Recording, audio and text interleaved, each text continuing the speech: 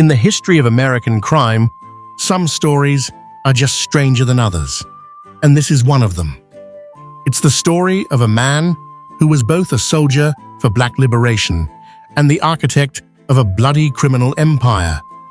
A man who preached the discipline of Islam with one hand and orchestrated murder with the other. A man so feared, police were told to draw their weapons the moment they saw him. This is the story of Samuel Christian and the Black Mafia. It's a story about power, faith, and brutality that forces us to ask, was he a visionary for his people, or was he a vicious gangster who tore his own community apart? Section 1. The Crucible of Philadelphia. To understand the man, you have to understand the city that made him. The Philadelphia of the 1960s was a city of simmering tension. The promise of the civil rights movement was in the air. But for many of the city's black residents, that promise felt distant. The reality was segregated neighborhoods, few opportunities, and a constant fight against a system that felt permanently rigged. This is the world Samuel Richard Christian was born into on March the 20th, 1939. Growing up in South Philly, he learned the rules of the street early. He was described as a natural bully, standing 5'10" and built like a running back. He figured out fast that in his world, power wasn't given. It was taken. His criminal career started when he was just 14 with a robbery charge in 1953. This wasn't just a kid making a mistake. It was the first entry on a long resume. But Christian was more than just a street tough. He was a product of his time, a time of radical ideas. For a little while, he was drawn to the Black Panther Party, which preached black empowerment and self-defense against a hostile system. Their ideology, their discipline, their willingness to confront authority, it all must have appealed to Christian. But his path wouldn't be political revolution. He saw a different way to build a kingdom. He saw power not in protest signs, but in fear, control, and the cold logic of organized crime. The same righteous anger that fueled the Panthers twisted into something much, much darker in Samuel Christian. Section 2. The Birth of the Black Mafia. Around 1968, Samuel Christian decided to channel his ambition.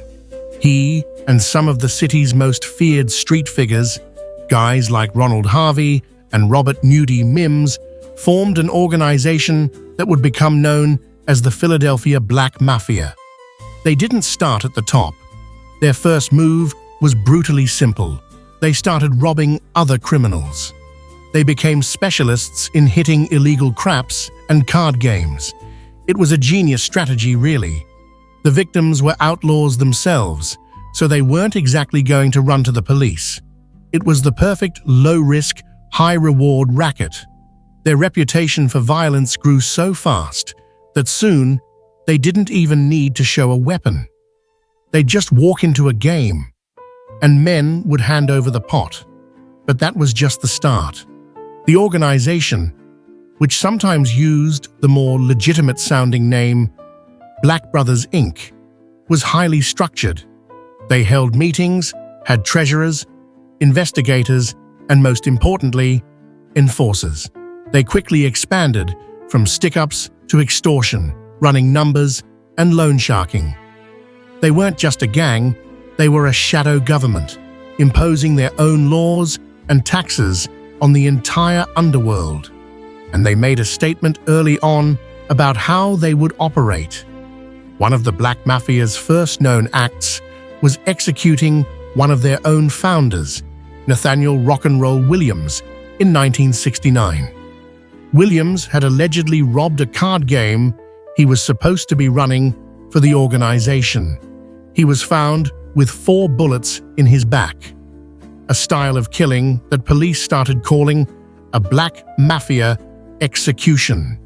The message couldn't have been clearer. Loyalty was everything, and betrayal was a death sentence.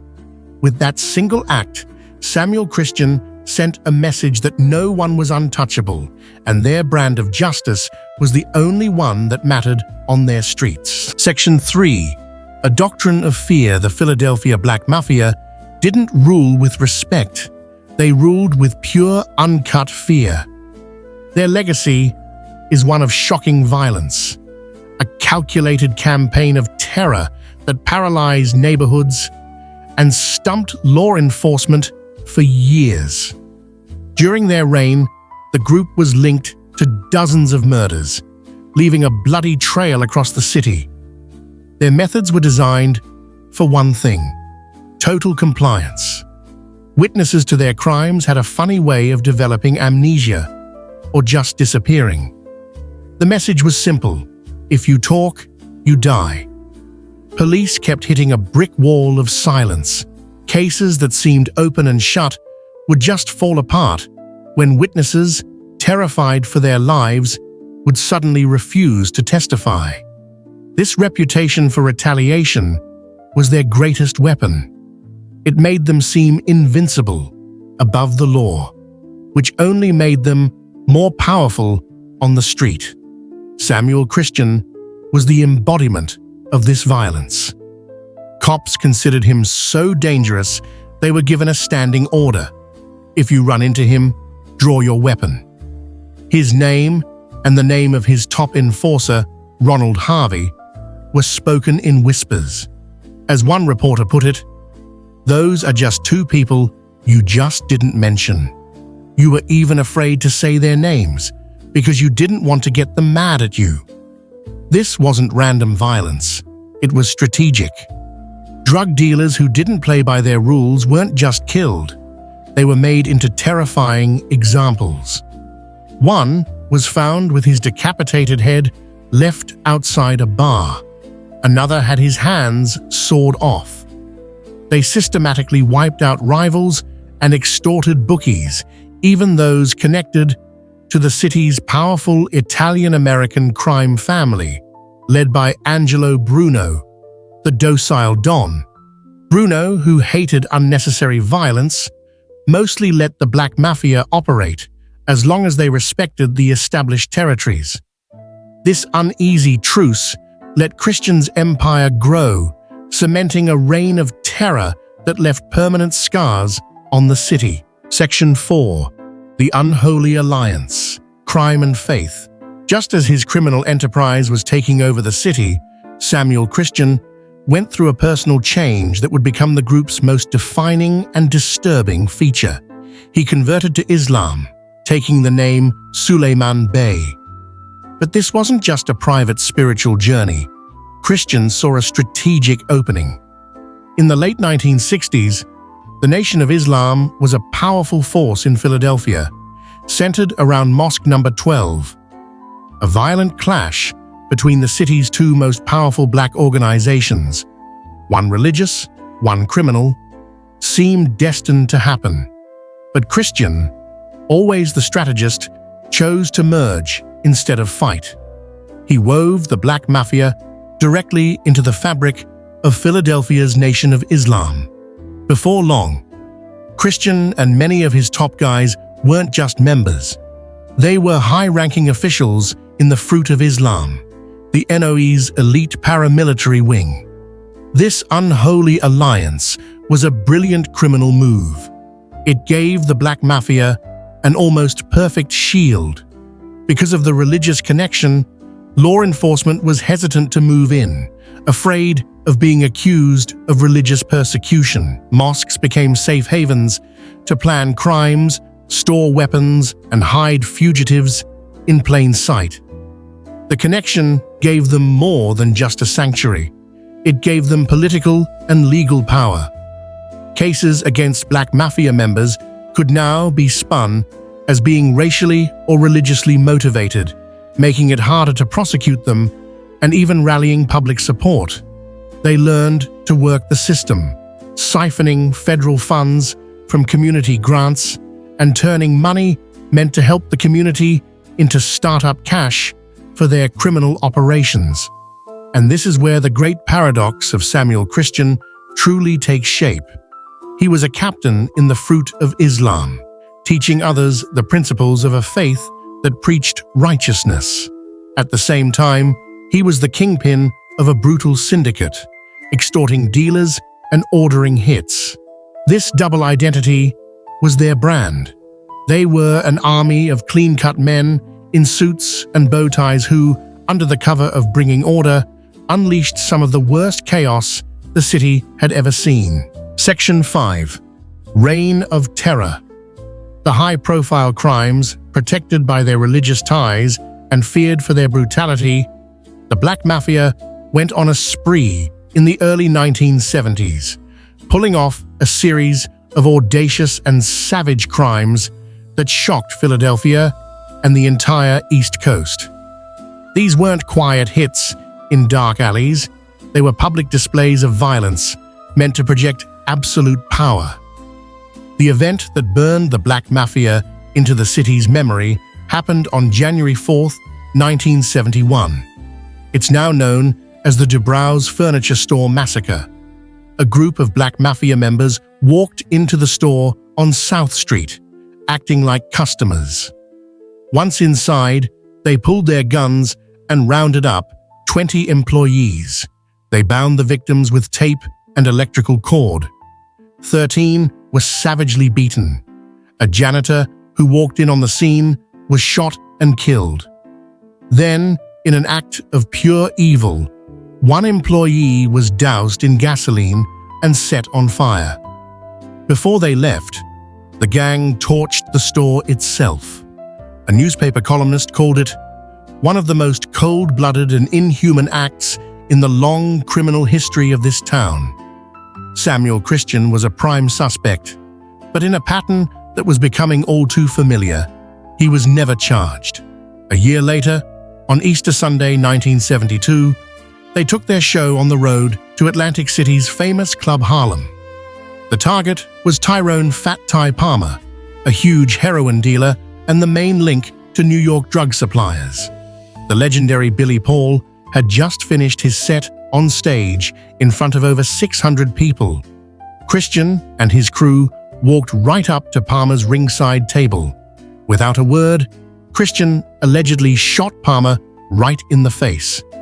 Before Palmer's bodyguards could even move, the assassins opened fire on the packed club. When the smoke cleared, 5 people were dead: Palmer, his bodyguard, and 3 women with them, and at least 20 others were wounded. It was a message to the entire underworld. Nobody, no matter how powerful, was safe. Their nerve was incredible.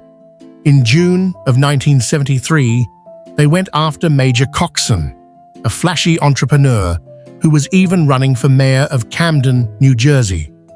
Coxon, a friend of Muhammad Ali, was also a power broker who police believed was a middleman between the Black Mafia and the Italian mob.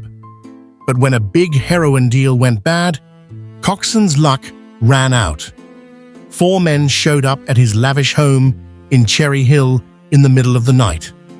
Coxon let them in, thinking they were friends. Inside, Coxon, his companion, and her children were tied up and shot. Coxon was found executed, kneeling by his waterbed. Once again, Samuel Christian and Ronald Harvey were the main suspects, but with no one willing to talk, murder charges were never filed. Section 6. The kingpin on the run, with the body count climbing, and his name tied to some of the most infamous crimes on the East Coast. The law finally started closing in on Samuel Christian. The public killings of Tyrone Palmer and Major Coxon had put him in the national spotlight. With a rap sheet showing 33 arrests and being a suspect in 7 murders, Samuel Christian became the 321st person added to the FBI's 10 most wanted list. But catching a guy like Christian isn't easy. He was a ghost, protected by a network of allies and that familiar wall of silence. He fled Philadelphia, using his Nation of Islam connections to hide out in cities like Chicago and Detroit. He used aliases, never stayed in one place for long, and was always one step ahead of the feds. The irony is that after all the carnage he orchestrated, it wasn't one of the big murders that brought him down. The break for law enforcement came from a much simpler, older crime. There was an outstanding warrant for Christian out of New York for a 1971 armed robbery of a record store in Harlem where a police officer had been shot. In December 1973, just 7 days after his face was put on the FBI's most wanted list, Samuel Christian was finally caught in Detroit. He was sent to New York, and while prosecutors back home still couldn't make the murder charges stick without witnesses, the New York case was solid. Samuel Christian, the feared founder of the Black Mafia, was convicted of robbery. The kingpin was off the board. His reign of terror on the streets was over, but the empire he built and the violence he perfected would live on without him. The story of the Black Mafia is a complex and brutal chapter in American history, full of shocking twists and unforgettable characters. If you're finding this look into the complex underworld of Philadelphia fascinating, make sure you hit that subscribe button and ring the bell for more stories that peel back the layers of history, crime, and power. Section 7. The Empire Crumbles with Samuel Christian, Ronald Harvey, and Nudie Mims locked away. The empire they built started to crack. The Black Mafia was an organization built on the fear inspired by a few key leaders. Without them on the streets, the disciplined structure began to fall apart. The 1980s brought new problems that the old guard couldn't manage from a prison cell. Law enforcement, now armed with powerful tools like the RICO Act, started taking down organized crime groups across the country. The Black Mafia, once seemingly invincible, was now a top target. A wave of convictions and long sentences shattered the syndicate's power, taking its most feared members off the streets for good. At the same time, the streets themselves were changing. The crack cocaine epidemic swept through American cities, bringing with it a whole new level of violence and a different kind of criminal. The old-school extortion and numbers rackets of the Black Mafia were being replaced by the high-profit, high-risk world of crack dealing.